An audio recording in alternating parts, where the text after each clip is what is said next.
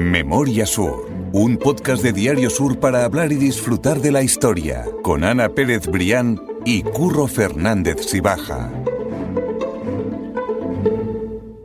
Hola Ana, ¿qué tal? Hola Curro, buenos días. Tenía ganas de retomar estos capítulos que son de mis favoritos y son esos en los que ponemos un poco de cara a muchas calles de Málaga que todos conocemos y que quizás no nos planteamos de dónde vienen esos nombres. Nos pasaba con Molina Lario y Armengol de la Mota, de los que ya hablamos en otros capítulos, que dejaremos enlazados, y hoy es un caso más, porque vamos a hablar de la avenida Sor Teresa Prat. Así es. Muchas veces, yo soy la primera sorprendida, porque muchas veces vas paseando por las calles, pues eso, Sor Teresa Prat, sobre todo los menos conocidos, pero que sí forman parte de nuestro escenario cotidiano, ¿no? Pues eso, pues tú hablabas de Molina Lario, de Armengol de la Mota, Sor Teresa Prat, de la que vamos a hablar hoy, y tú dices, ostras, ¿quién está detrás de estas calles, ¿no? Y en el caso de Sor Teresa Prat, bueno, pues fue una mujer muy importante también en la vida caritativa de Málaga y bueno, y vamos a recuperar su historia. A mí particularmente la vida de Sor Teresa Prat, aunque tengo que decirte también que no hay muchas referencias biográficas, pero bueno, es fascinante porque fue una mujer, una monja, que se dedicó toda su vida al cuidado de niños.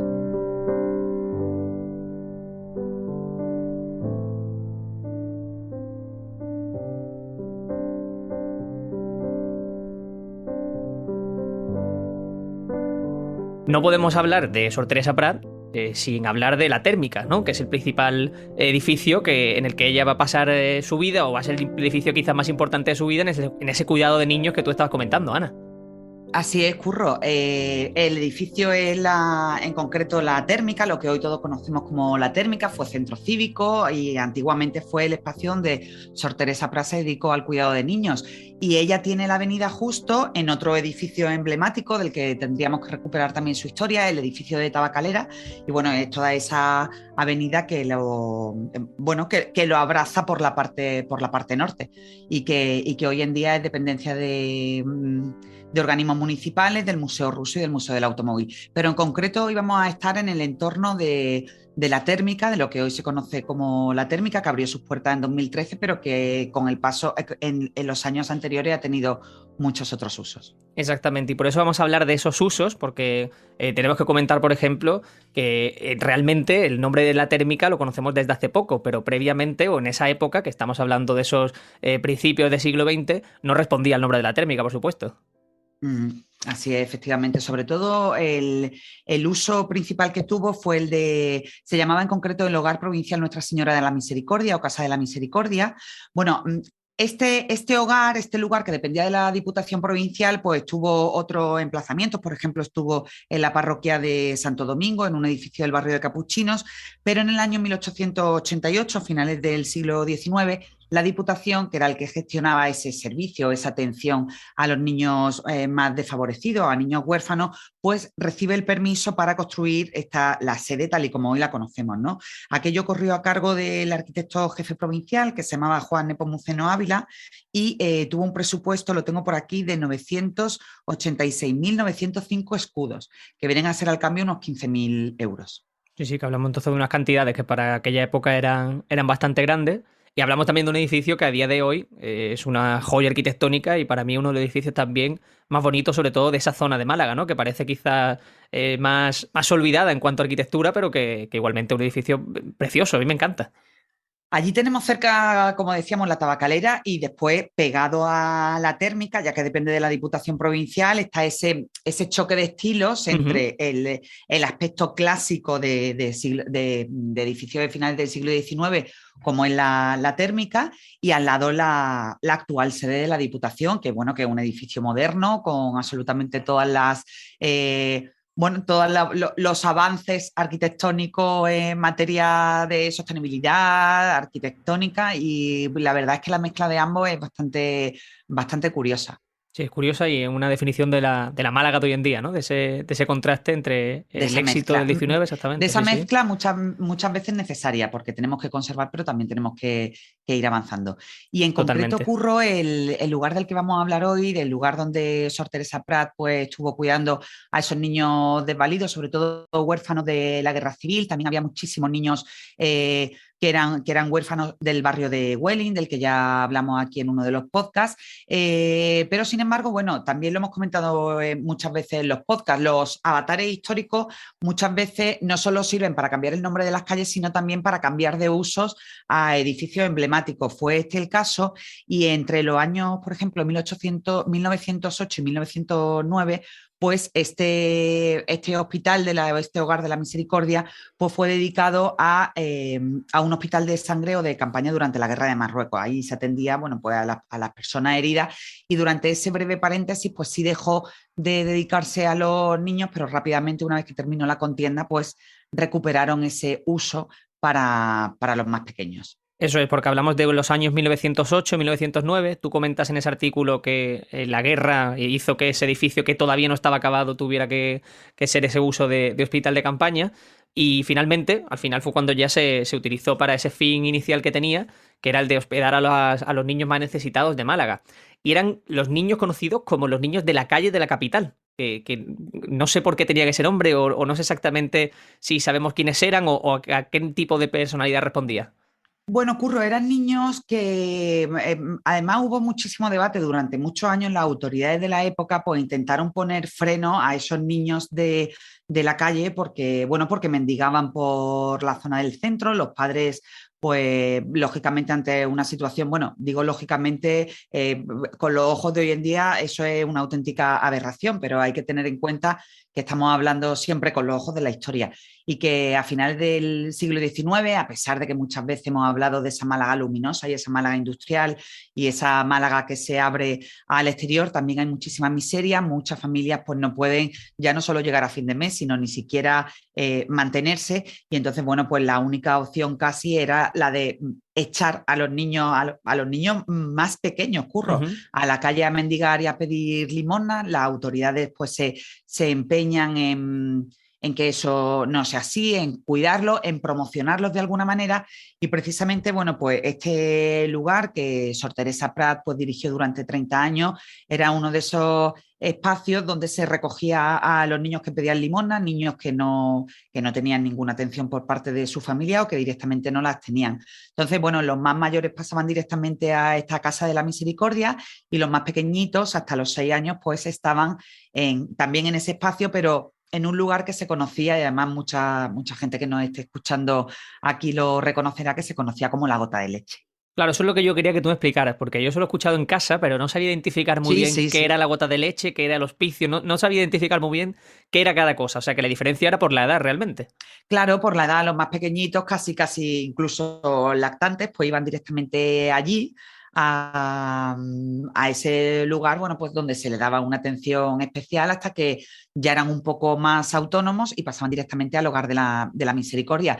Eso con el tiempo no solo se convirtió en un lugar meramente asistencial, sino que también las monjas de la caridad, que eran las que trabajaban mano a mano con Sor Teresa Prat, bueno, pues también se esforzaron en implantar una especie de itinerario educativo, como se dice hoy en día, pues donde los niños pues, aprendieran cuestiones básicas de cómo leer, escribir e incluso oficios, ¿no? Que les permitieran pues, dedicarse a algo que le sacara de la calle, al fin y al cabo, cuando fueran un poco más autónomos, ¿no?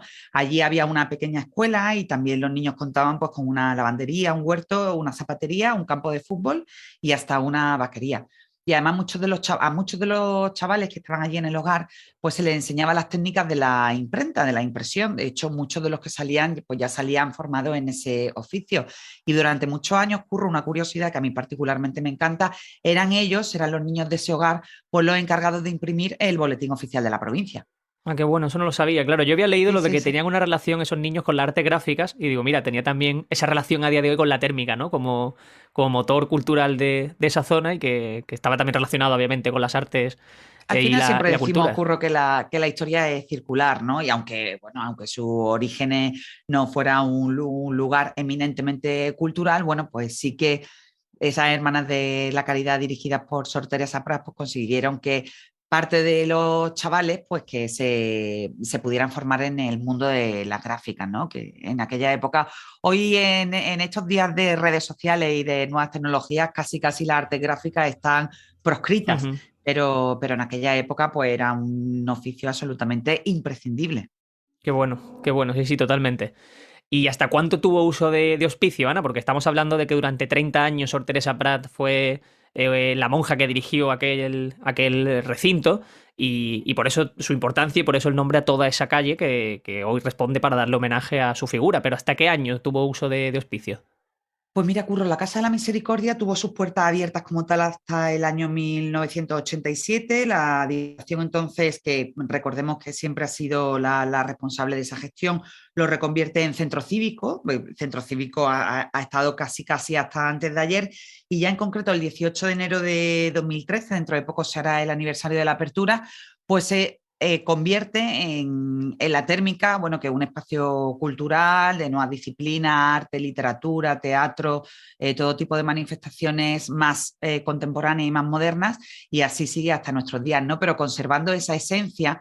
Si nuestros oyentes han tenido la oportunidad de ir a la térmica, precisamente en su logo, además, está en el logotipo de la térmica, están esas características arquitectónicas de la Casa de la Misericordia y del Centro Cívico, ¿no?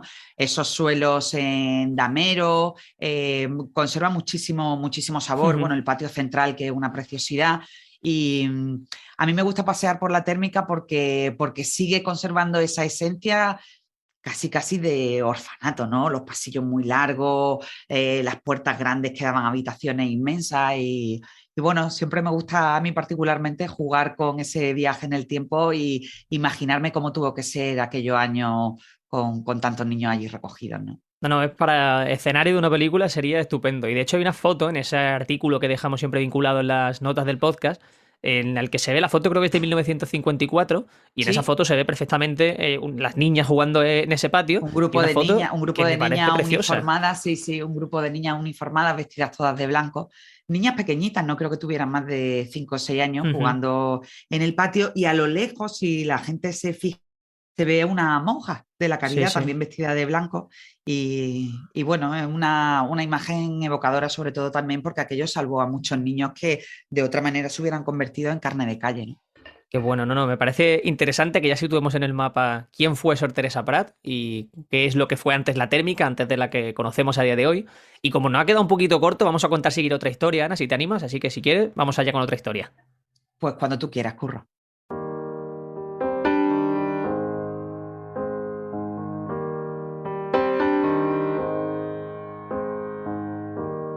Y es que la historia que vamos a contar ahora sí que es mucho más desconocida, creo yo, y nos sirve para situar a dos personas en el mapa de Málaga, que son María del Carmen Enriqueta Sánchez González, pero sobre todo José Gálvez Ginachero, que seguro que la gente sí sabe quién es.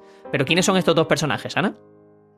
Pues mira, estos dos personajes, efectivamente, empezamos por el ginecólogo José Galvez Ginachero, una persona eh, absolutamente fundamental en la Málaga de finales del siglo XIX, llegó a ser alcalde de Málaga. Acuérdate, Curro, que hace Ujú. poco le dedicábamos un podcast a Teresa Piazu, que fue Eso la es. primera concejala mujer del Ayuntamiento de Málaga en torno al año 1904 y que llegó precisamente a política de la mano de José Galvez Ginachero, que decidió aceptar el cargo de alcalde de Málaga y que se dedicó a la ciudad durante unos años, sin olvidar pues su verdadera vocación, ¿no? Que fue la medicina. Entre los muchísimos hitos de don José Galvez Ginachero, que es el alma mater del Hospital Galvez, que lo tenemos en calle Cister, junto al frente de la catedral, pues estuvo el salvarle la vida a esta niña que se llamaba, como tú dices, María del Carmen Enriqueta Sánchez González, pero que probablemente muchos de nuestros oyentes habrán escuchado en casa como la niña de la ciencia. ¿Y por qué vamos a hablar de ella hoy también? Porque antes nos estábamos refiriendo a la Casa de la Misericordia y bueno, yo creo que también la historia de María del Carmen, pues sí entronca muy bien con esa forma, ¿no? También de cuidar y de atender, lo estábamos diciendo hace unos minutos, a esos niños desfavorecidos que no tenían recursos. Ella cruza su camino, afortunadamente y gracias a la providencia, con José Galvez Ginachero, en concreto el 13 de julio de 1898, en el Hospital Civil Provincial San Juan de Dios. allí ingresa la madre de esta niña, que se llamaba María González Enríquez. Ella tenía 28 años y era muy conocida, Curro, en las calles de Málaga precisamente por vivir de la caridad y por pedir limosna, ¿no? Ella se queda embarazada de su marido, que también era muy conocido en la ciudad. El marido era ciego, se llamaba Antonio Sánchez. Y bueno, pues la madre de la niña de la ciencia tenía una mala salud de hierro, como se dice hoy en día, ¿no? Tenía dicen las crónicas de la época que tenía una joroba muy prominente y que también tenía muchos problemas respiratorios. En ese contexto, ella ingresa en el hospital para dar a luz o para ser atendida en julio de 1898 y bueno, pues está la suerte de que en ese momento atienda el parto o atienda a la mujer el doctor Galvez Ginachero. Un doctor Galvez Ginachero, Ana, que ya tenía fama internacional, que me ha llamado la atención porque pensamos sí, que, claro, que es un personaje, digamos, típicamente malagueño, pero que tenía una tenía fama internacional por su buen hacer y también porque él atendía a todo tipo de personas. Estamos hablando de la madre de la niña de la ciencia, que era una mujer que pedía limona en la calle, pero en paralelo también, pues el doctor Galvez Ginachero fue el médico especialista de María Cristina de Habsburgo, que fue la madre del rey Alfonso XIII durante un tiempo hasta que Alfonso XIII asumió el reinado, fue reina regente en España. Es decir, él atendía a todo tipo de mujeres y en todas, bueno, pues como dicen las crónicas de la época, hay gente que lo conoció, que todavía afortunadamente vive entre nosotros, no solo destacan su oficio y su buen hacer, sino su enorme calidad humana, Curro. Y la demostró con esta niña, que por qué, te preguntarás, ¿por qué estamos hablando hoy de la niña de la ciencia y por qué ha pasado la historia? Porque se la recuerda. Pues precisamente porque fue el primer caso en Andalucía de niña nacida de una madre que acababa de fallecer, ¿no? Fue el primer parto post-mortem que se registró en Andalucía y casi en España y el cuarto de Europa. Y el artífice y el protagonista de aquello fue el doctor Galvez Ginachero. Claro, hablamos de esa madre con mala salud que no soportó el parto y el doctor Galvez Ginachero consiguió que esa niña naciera con vida pese a que la madre había fallecido antes, ¿no? De ese nacimiento. Que sí, la madre eso es tuvo algo... Claro, la madre tuvo una enorme crisis respiratoria, no se pudo hacer nada por ella, aquello estaba claro, pero bueno, el doctor Galvez hizo lo que pudo por estabilizarla, aunque en la madrugada del 14 al 15 de julio de aquel año, pues la madre murió y el doctor Galvez pues decidió que tenía que hacer algo con esa niña, ¿no? Hay una biografía del médico que firma Gustavo García Herrera que cuenta muy bien aquel pasaje, que dice, leo textualmente, en palabras de Galvez Ginachero, dispuse lo necesario para la operación de cesárea y a las 2 de la tarde, 1 o 2 minutos después de hacer la enferma su última inspiración, se hizo rápidamente aquella operación sacando viva a una niña que en un principio estaba algo asfíctica, pero que no tardó en ser animada y colocada en la incubadora. La niña, la bebé, pesó 1.200 gramos y nació en la mañana del 17 de julio. Imagínate, en aquella época un bebé de 1.200 gramos era apenas viable. Claro. Y también hay que tener en cuenta que estamos hablando de principios del siglo XX, final del XIX, que era relativamente habitual que los niños fallecieran, que hubiera complicaciones en el parto y que algunos niños fallecieran, incluso las madres, ¿no? Eso es un drama y que habla también de la figura de Galvez Ginachero en ese momento y de la importancia que tenía en la medicina de aquella época. Me parece también muy interesante eso, que cuentes de dónde sale esa fuente, ¿no? Esa biografía que acabas de leer y que parecía muy interesante. Pero la historia de Galvez Ginachero con esta niña no acaba justo ahí, porque precisamente él fue el encargado también de poner nombre a la pequeña. Sí, no sabían si iba a salir o no adelante, entonces, en aquella época se bautizaba rápidamente a los niños, así fue con la pequeña María del Carmen, ella fue bautizada en la capilla del propio hospital por el obispo de Málaga, nada más y nada menos, Curro, que era entonces Juan Muñoz Herrera, y el propio Galvez Ginachero fue el padrino de la niña y el encargado de escoger nombre para la bebé. Él fue padrino de la niña, además en sentido literal, porque no se olvidó de ella en ningún momento de su vida. Tuvo una vida después muy, muy longeva para lo que se esperaba de ella. Murió a los 82 años y en vida de José Galvez Ginachero, pues él no dejó de estar pendiente de Carmen y de proporcionarle todo aquello que necesitara desde el punto de vista ya no solo educativo y asistencial, sino también desde el punto de vista económico, ¿no? Aquí es donde las dos historias que hemos contado en el podcast hoy se cruzan, porque hablamos de, por una parte, ese hospicio que recogía o acogía a niños con necesidades porque no tenían recursos para tener una vida más digna, y con este caso, con esta pequeña, esta niña de la ciencia, que aunque no vivió en ese edificio actual de la térmica, sí que fue también una niña, al fin y al cabo, de escasos recursos y que hizo historia en la medicina de Málaga y de Andalucía.